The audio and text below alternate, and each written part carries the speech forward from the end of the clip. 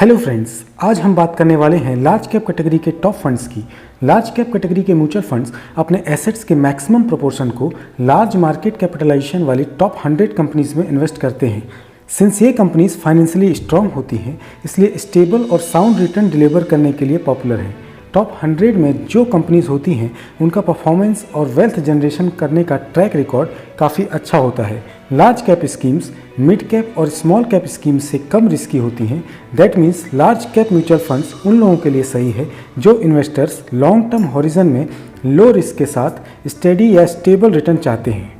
Large cap mutual fund के returns में fluctuation कम होता है, इसलिए एक बिगिनर से लेके एक्सपीरियंस इन्वेस्टर भी लार्ज कैप कैटेगरी के म्यूचुअल फंड को अपने पोर्टफोलियो में रखते हैं। और जैसा कि मैं हर वीडियो में रिकमेंड करता हूं कि हमेशा डायरेक्ट प्लान लें। डायरेक्ट प्लान में हमें रेगुलर प्लान से कम एक्सपेंसेस बियर करने पड़ते हैं, क्योंकि डायरेक्ट प्लान से आप डायरेक्टली उस AMC में इन्वेस्ट कर रहे होते हैं और रेगुलर प्लान में आप किसी ब्रोकर या मीडिएटर के थ्रू इन्वेस्ट करते हैं, इसलिए नेचुरली कॉस्ट ज़्यादा होती है जिसका इफेक्ट आपके रिटर्न्स पर पड़ता है। अगर आपने अब तक म्यूचुअल फंड में इन्वेस्टमेंट स्टार्ट नहीं किया है और डायरेक्ट प्लान लेना चाहते हैं तो आप ग्रो ऐप, ज़ीरोधा, अपस्टॉक या कोई और प्लेटफॉर्म से इन्वेस्टमेंट की शुरुआत कर सकते हैं। मैंने वीडियो की डिस्क्रिप्शन में ग्रो ऐप की ओरिजिनल लिंक दे दी है। आप चाहें तो उस लिंक से ग्रो ऐप को इंस्टॉल करके डायरेक्ट म्यूचुअल फंड इन्वेस्टमेंट की शुरुआत कर सकते हैं। ये ऐप काफ़ी सिंपल और यूज़र फ्रेंडली है और इसके कोई एनुअल या ज्वाइनिंग चार्जेस भी नहीं हैं।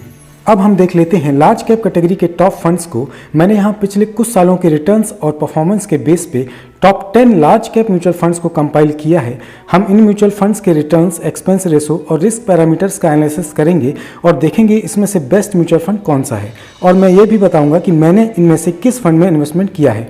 आई होप कि इस वीडियो को पूरा देखने के बाद आप अपने लिए बेस्ट लार्ज कैप कैटेगरी का म्यूचुअल फंड चुन पाएंगे।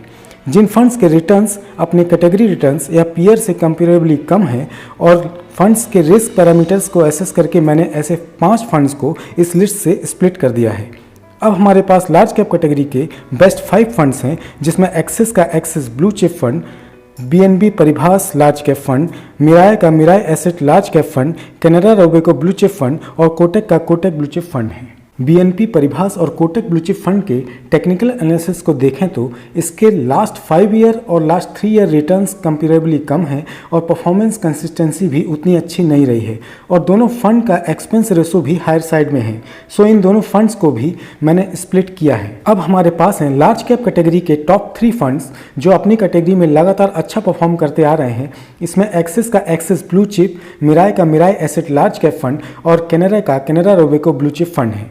आगे बात करेंगे कि इन तीनों में से आपको किस फंड में इन्वेस्टमेंट करना चाहिए और मैंने किस फंड में इन्वेस्टमेंट किया है। एक्सिस ब्लू चिप फंड की बात करें तो ये फंड कई सालों से इन्वेस्टर के बीच काफ़ी पॉपुलर बना हुआ है। इसके ट्रेलिंग रिटर्न्स की बात करें तो इस फंड ने लास्ट 5 ईयर में 19.34% का एनुअल रिटर्न दिया है, लास्ट 3 ईयर में 20.3% का, लास्ट 2 ईयर में 28.48% और लास्ट 1 ईयर में 52.8% का रिटर्न डिलीवर किया है। इस फंड के डाउनसाइड प्रोटेक्शन की बात करें तो इसका डाउनसाइड प्रोटेक्शन काफ़ी स्ट्रॉन्ग रहा है। इसके रिटर्न्स में ज़्यादा अप्स एंड डाउन्स नहीं देखने को मिले हैं और मार्केट करेक्शन के टाइम पर भी फ्लक्चुएशन कम देखने को मिले हैं। एक्सिस ब्लू चिप फंड के एसेट एलोकेशन को देखें तो ये फंड अपने एसेट के 96.3% को इक्विटी या इक्विटी रिलेटेड इंस्ट्रूमेंट्स में, 2.6% डेब्ट फंड में और 1.1% को अदर कैटेगरी में एलोकेशन रखता है। ये mainly financial, technology, construction, health care और केमिकल सेक्टर में फोकस कर रहा है। इसके टॉप 10 होल्डिंग कंपनीज हैं Bajaj finance, Infosys, HDFC bank, ICICI bank, Tata consultancy, Reliance industries, UltraTech cement और डेविस लैब। ये टोटल 39 स्टॉक्स में इन्वेस्टमेंट कर रहा है, तो फंड में अच्छा डाइवर्सिफिकेशन दिख रहा है। इसके मिनिमम इन्वेस्टमेंट अमाउंट की बात करें तो इसमें SIP के लिए मिनिमम अमाउंट 500 और लमसम इन्वेस्टमेंट के लिए 5000 रुपीज़ से इन्वेस्टमेंट स्टार्ट कर सकते हैं। इसके रिस्क रेशो को आगे हम कंपेयर करेंगे। अब बात करते हैं अपने दूसरे फंड यानी मिराय एसेट लार्ज कैप फंड की।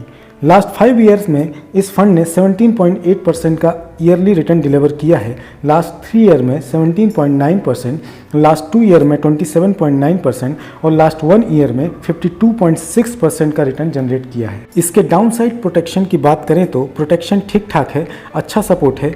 इसके एसेट एलोकेशन के टॉप सेक्टर्स को देखें तो ये fund financial, technology, energy, health और ऑटोमोबाइल सेक्टर में ज़्यादा एक्सपोजर रखता है।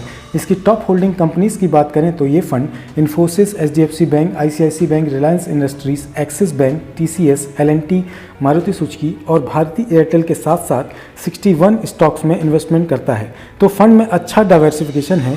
इसके मिनिमम इन्वेस्टमेंट अमाउंट की बात करें तो SIP के लिए मिनिमम अमाउंट 1000 और लमसम इन्वेस्टमेंट करने के लिए 5000 से इन्वेस्टमेंट कर सकते हैं। आगे हम इसके रिस्क रेशोस और परफॉर्मेंस को बाकी दोनों फंड से कंपेयर करेंगे। अब Canara Robeco blue chip equity fund की बात करें तो इस फंड ने लास्ट 5 ईयर में 19% का एनुअल रिटर्न जनरेट किया है। ये फंड अपनी कैटेगरी में सबको पीछे छोड़ता आ रहा है। इसने लास्ट 3 ईयर में सबसे ज़्यादा 21.6% का, लास्ट 2 ईयर में 34% का और लास्ट ईयर में 54.8% का रिटर्न डिलीवर किया है। ये एक टॉप रैंकिंग फंड बना हुआ है। वैल्यू रिसर्च या क्रिसिल रेटिंग की बात करें तो इस फंड की रेटिंग 5 स्टार बनी हुई है। इसका बेंचमार्क S&P BSE 100 TRI है और यह फंड बेंचमार्क को लगातार बीट करता आ रहा है। इस फंड ने काफ़ी अच्छे रिस्क एडजस्टेड रिटर्न दिए हैं। इसका डाउनसाइड प्रोटेक्शन भी काफ़ी स्ट्रॉन्ग है। इसके एसेट एलोकेशन के टॉप सेक्टर्स की बात करें तो ये fund financial, technology, energy, construction, health care और FMCG के स्टॉक के साथ साथ 49 कंपनीज के स्टॉक्स में एलोकेशन रखता है। टॉप होल्डिंग कंपनीज की बात करें तो ये fund HDFC bank, axis bank, ICICI bank, Infosys, Reliance industries, TCS, Bajaj finance और SBI बैंक के स्टॉक्स में इन्वेस्टमेंट करता है। इस फंड का पोर्टफोलियो अच्छा डाइवर्सिफाइड दिखाई देता है। इसमें मिनिमम SIP अमाउंट 1000 और लमसम के लिए 5000 से इन्वेस्टमेंट स्टार्ट कर सकते हैं। बाकी दोनों फंड को इससे कंपेयर करें तो इस फंड का एक्सपेंस रेशो सबसे कम 0.36% है। पिछले 3 सालों के रिटर्न को देखें तो इसने एक्सिस ब्लू चिप फंड और Mirae asset large cap fund को पीछे छोड़ दिया है। अल्फा वैल्यू को देखें तो इसका अल्फा 4.98 है। दैट मीन्स इस फंड ने अपने बेंचमार्क से कंपेरेबली अच्छा एडिशनल रिटर्न जनरेट किया। बीटा वैल्यू की बात करें तो एक्सिस ब्लू चिप फंड की बीटा वैल्यू 0.82 है, जो बाकी दोनों फंड से मार्जिनली कम है। That means Axis blue chip fund और Canara Robeco large cap equity fund दोनों के रिटर्न्स ज़्यादा स्टेबल हैं। शार्प रेशो की बात करें तो एक्सिस और कैनरा रोबेको दोनों फंड्स ने अच्छा रिस्क एडजस्टेड रिटर्न दिया है। अगर रिटर्न और एक्सपेंस रेशो को कंपेयर करें तो Canara Robeco blue chip fund सबसे बेटर नज़र आता है और इसका रिस्क एडजस्ट करने का पोटेंशियल भी कंपेरेबली अच्छा है और हमारे फेवर में है। मैंने अपने पोर्टफोलियो में इसी फंड को रखा है और मुझे काफ़ी अच्छे रिटर्न्स मिले हैं। आप चाहें तो एक्सिस ब्लू चिप फंड को भी अपने पोर्टफोलियो में रख सकते हैं क्योंकि इसके रिटर्न भी और परफॉर्मेंस कंसिस्टेंसी भी काफ़ी अच्छी रही है। आई होप कि आपको इन्फॉर्मेशन अच्छी लगी होगी, तो प्लीज़ मुझे कमेंट करके ज़रूर बताएं और ऐसे ही और इन्वेस्टमेंट रिलेटेड वीडियो देखने के लिए चैनल को सब्सक्राइब करें।